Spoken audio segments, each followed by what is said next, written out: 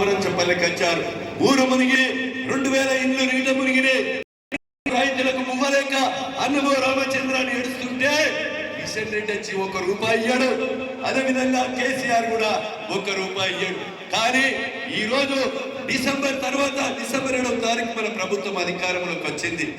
ఈ రోజు 6 నెలల్లో చెరువులు తెగితే కనీసం కాళేశ్వరం కుంగిపోతే 6 నెలల వాళ్ళను రిపేర్ చేయలేక తెగిన చెరువులకు నీళ్ళు ఆపలేక మరి ఓట్ల ముందు ధర్మసాగర్ కచ్చి పొలాలు ఎండిపోతున్నాయని చూస్తా ఉన్నారు.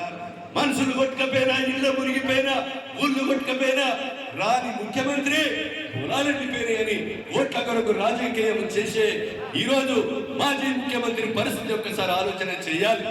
ఈ రోజు ఎర్రబెల్లి నాయకరావు గురించి కూడా మీకు తెలుసు. 3 సార్లు వందనపేటలో 3 సార్లు పాలకుర్తిలో గెలిచారు. ఏ బోర్గ పెట్టారని అడుగుతా ఉన్నాం. ఈ రోజు యశస్విని రెడ్డి వయసు 26 సంవత్సరాలు. నేను కూడా 21 సంవత్సరంలోనే 88లో సర్పంచ్ గా జిల్లా పరిషత్ మెంబర్ గా ఉన్నాను. ఈ రోజు వరంగల్ ఉమ్మడి జిల్లా తెలుగుదేశం పార్టీ అధ్యక్షుడిగా చేశాను. ఈ రోజు పెరుమల్ల గుంట ఎవరికెరక అంటే మొదలు మా కడేశ్వరి గారికి ప్రకాశ్ అన్నకే బాగా తెలుసు. గురి చరిత్ర ఈ రోజు ఎవరికి తెలియదు కాదు. ఈ రోజు ఝాన్సీ రెడ్డి గారు కానీ, అదేవిధంగా మీ ఎమ్మెల్యే యశస్వి రెడ్డి గారు కానీ మీరంతా కూడా వాళ్ళ పైసలతో సేవ చేసి గ్రామాల్లో ఉన్న వాటర్ ప్లాంట్లు కానీ ఇతర సేవ చేసే కొరకు అమెరికాలో వదులుకొని ఇక్కడికి వచ్చారు. గత 30 సంవత్సరాలు ఈ నియోజకవర్గానికి మీకు సేవ చేయడానికి సిద్ధంగా ఉన్నారు.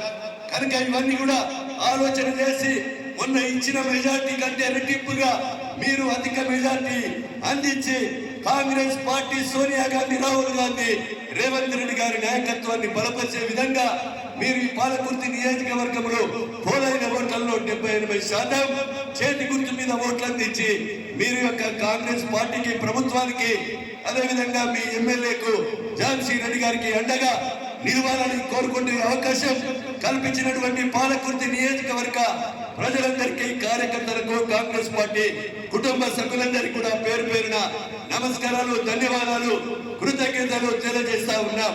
మా నియోజకవర్గంలో 53,700 మెజార్టీతో గెలిచారు. 2వ మెజార్టీ సోదరి మరి 49,000 మెజార్టీ గెలిచారు. నేను 1,00,000 మెజార్టీ వేస్తానని మీ ముందు మాట ఇచ్చిపోతున్నాం. మీరు మా మీద పోటీ పడండి. మీ నియోజకవర్గంలో కూడా 1,00,000 మెజార్టీ వచ్చే విధంగా పోటీ పడే కడియం కావ్యాన్ని గెలిపించండి. యశస్విని రెడ్డికి తోడుగా ఎంపీ నిధులు, అదేవిధంగా రాష్ట్ర నిధులు తెచ్చి పేదల్లో కళ్ళల్లో వెలుగు చూసే విధంగా వాళ్ళిద్దరికి అవకాశం ఇవ్వాలి.